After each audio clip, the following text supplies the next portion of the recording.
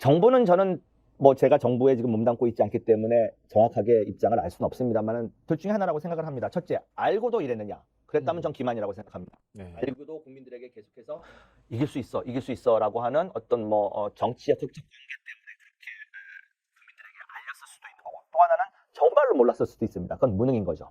자, 그럼 거기서 한번 나눠볼게요. 외교부에 오래 근무하신 분들, 그리고 실제로 외국에서 외국 대사들, 외교관들과 접촉하시는 분들은 이 정도 큰 차이가 난다면은 눈치채지 않았을까요? 당연히 감지가 됐겠죠. 네. 그러니까 이제 아까도 말씀드렸듯이 이제 논리적으로 분석을 했었을 때 이게 기만이냐 무능이냐 둘 중에 하나밖에는 사실은 규결될 수 없다라고 생각을 하는데, 내지는 또 하나는 이제 소통의 어떤 불통. 각국의 많은 국가들을 접촉하고 있는 외교관들은 실질적으로 피부에 와닿는 게 이번에 정말 어렵겠는데 라고 생각을 하지만 그게 제대로 된 보고가 올라갈 수 있었을까? 어떤 그런 분위기도 있지 않겠습니까? 그런 데서도 문제가 생겼을 가능성은 저는 충분히 있다라고 봅니다. 근데 제가 아까도 말씀드렸듯이 뭐 정부에 지금은 몸담고 있지 않기 때문에 이것이 정말로 어떤 그 의지를 가진 어떤 기만의 행위였는지 내지는 무능의 결과였는지는 저로서는 알 수는 없습니다만은 어찌 되었던 정말로 큰 문제가 되는 거죠, 이거는. 윤석열 대통령은 결과에 깜짝 놀랐다고 하거든요. 전 보고가 잘못된 거죠. 그럼 일단 윤석열 대통령이 기만을 하려고 했던 거는 아니다라고 할 수 있겠네요. 뭐 모르겠습니다. 지금 그 프로세스가 어떻게 되고 어떤 보고가 올라갔는지, 그다음에 주변에서도 또 누구한테 무슨 이야기를 들었는지는 저로서는 파악할 수는 없습니다만은, 만약에 지금 우리 교수님께서 지적하신 것처럼 정말 대통령에게 보고됐던 모든 것들이 희망적인 어떤 내용만 담겨서 보고가 됐다면 그거는 정말 큰 문제인 거죠. 이 나라 국정 운영 최고 책임자에게 왜곡된 정보가 올라간다는 거는 사실 이 승패를 떠나서 더 큰 문제를 야기할 수 있다고 저는 봅니다. 그러면 또 이런 부분이 있는 것 같아요. 제가 봤을 때는 외교부 라인에서 보고가 제대로 안 됐는가, 아니면 외교부 라인에 중간에 끼어 있는 정무 라인이 어떤 잘못된 보고를 했는가, 대통령께. 둘 다 가능한 이야기죠. 그러니까 저로서도 뭐 지금은 이제 정부의 어떤 역할을 맡고 있지 않기 때문에 어디가 잘못됐는지는 알 수는 없습니다. 그래서 제가 지금 사실은 꼭 드리고 싶은 말씀은 이런 상황을 감사해야 됩니다. 아니 정말로 지금 나와 있는 많은 보도 자료에 한 표가 200억 원에 해당하는 198억인가요? 특히 위해서 국민 혈세를 198억을 지금 들였다라는 단순 재산이 나오고 있는 상황에서 이거야말로 감사원이 정말 들여다봐야 될 사안이라고 저는 생각합니다. 사실은 이거 국정조사 해야죠. 국정조사, 만약에 감사원이 제대로 된 만족스러운 결과를 못 내놓는다면 정말 이거는 국회에서 국정조사를 해야 되는 사안이라고 저는 생각을 합니다. 첫째는 우리나라 국민들에게 너무 큰 상처를 입혔습니다. 네. 어떤 그 국제대회 유치전에서 이렇게 참담한 결과를 받아본 적이 저희 어떤 가까운 역사에서 없었지 않습니까? 정말 네. 국민 자존심에 먹칠을 했다라고 저는 생각을 하고, 물론 지금 윤석열 정부가 출범한 이유는 그런 국민적 정서가 많이 식히긴 했습니다만은, 지난 한 2, 3년 전을 거슬러 올라가면 국민들 자긍심이 많이 강해지지 않았습니까?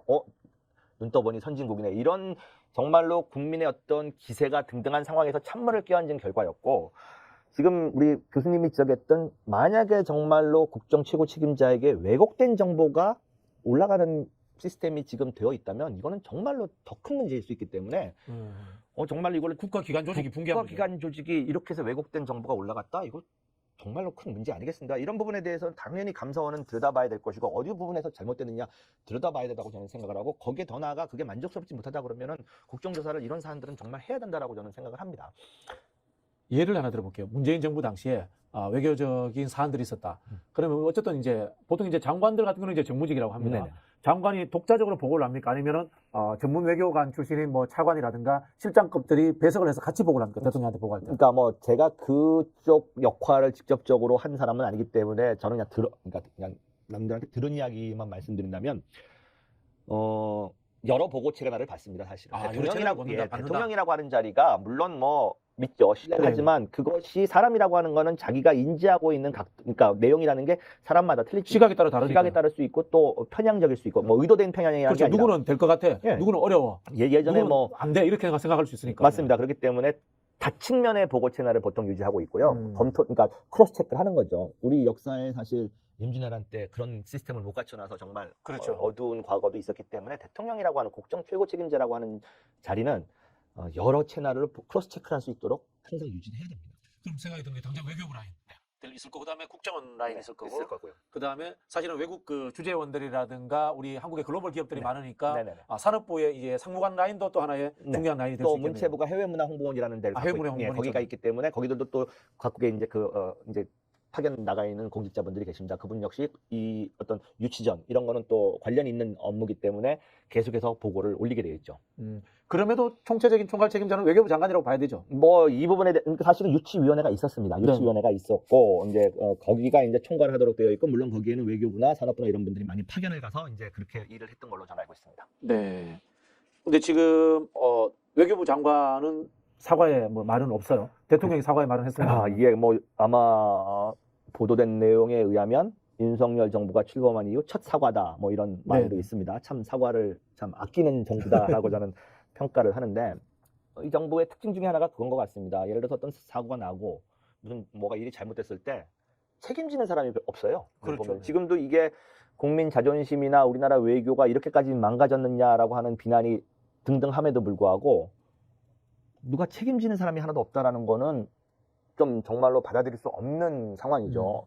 예를 들어서 뭐 그 사람이 정무 어떤 자리라고 하는 거는 자기가 잘못했기 때문에 꼭 그만두거나 어떤 책임을 묻는 게 아니지 않습니까? 총책의 책임이죠. 그렇죠. 정치적 책임, 정무적 책임이라는 부분이 분명히 있기 때문에 이거는 내가 책임지고 분명히 했었어야 할 일인데 뭐 질 수도 있고 이길 수도 있는 사안입니다만은 이건 정말로 참패 아닙니까? 참패. 이런 상황이라면 저는 적어도 한두 명은 책임지고 옷 벗을 거라고 저는 생각을 했습니다. 예를 들자면 외교부 장관은 본인이 사의 표명을 하는 것이 이 사건의 크기로 보면은 도의적으로 맞다. 뭐 이런 저는 걸 볼 수 있겠네요. 부처에서도 뭐 외교부 장관이 됐던 예전 대통령실에서도 또 그 라인 있지 않습니까? 대통령께 보고 올린 라인들도 있을 것이고 대통령실이라고 하는 것이 이런 어떤 그 큰 국가 행사가 있었을 때 관여하는 비서관 라인들이 있습니다. 그런 분들이 이번에는 정말 도의적 책임 내지는 정무적 책임을 지고 물러나겠다 이런 정도의 이야기는 좀 했었어야 하는 게 아닌가라는 생각을 합니다. 자, 일단은 뭐 대통령이 사과했습니다만은 우리 비서관님 지적은 감사원에서 감사를 해야 된다. 그리고 그게 미흡할 수 있으니까 국회에서 국정조사를 해야 된다. 이 정도까지 이야기를 저희가 해봤습니다.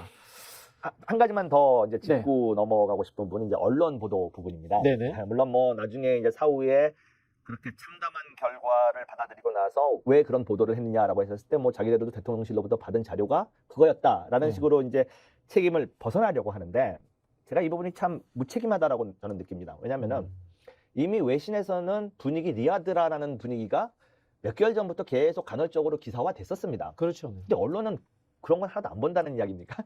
정말로 이 정보력 부재라는 거를 제가 조금 지적하고 싶은 대목인데요. 뭐 물론 대통령실에서 어떤 뭐 분위기를 전달하는 뭐 내용을 전달했겠죠. 그럼 언론은 당연히 취재를 통해서 이게 정말 사실인가 여부를 조금 체크를 해야 되는 게 역할 아닌가요? 제가 뭐 잘 몰라서 그런지 몰라도 그게 너무나 어떤 자연스러운 수순이라고 저는 생각을 하는데 전혀 그런 어떤 스크리닝이 안 되고 국민들에게 직전 날까지 51대 49라고 하는 보도가 버젓이 나오지 않았습니까? 중앙 뭐 메이저 신문들에서 부끄러워해야죠, 사실은. 외신에 이미 여름에 잼버리 사태 터졌을 때 대한민국 엑스포였지 물 건너갔다 이런 외신 기사들이 나온 적이 있죠. 뭐 물 건너갔다라는 용어를 어떤 의원께서 잘못 썼다고 해서 또 그 다음날 그렇죠. 엄청나게 비판받았죠. 고소하냐 뭐 이런 식으로 나와서 그 용어를 쓰는 건 약간 조심스러운 부분이 있습니다만은 외신을 꾸준히 보는 저로서는 벌써 한 두세 달 전쯤에 리야드로 분위기 넘어갔구나라는 기사들은 많이 나왔었습니다. 근데 우리나라 어떤 언론들은 그런 기사를 전혀 안 읽는지 정말로 어떻게 그렇게 왜곡된 실제와는 다른 상황들을 국민들에게 보도를 했는지 이 부분도 좀 짚고 넘어가야 된다고 저는 생각을 합니다.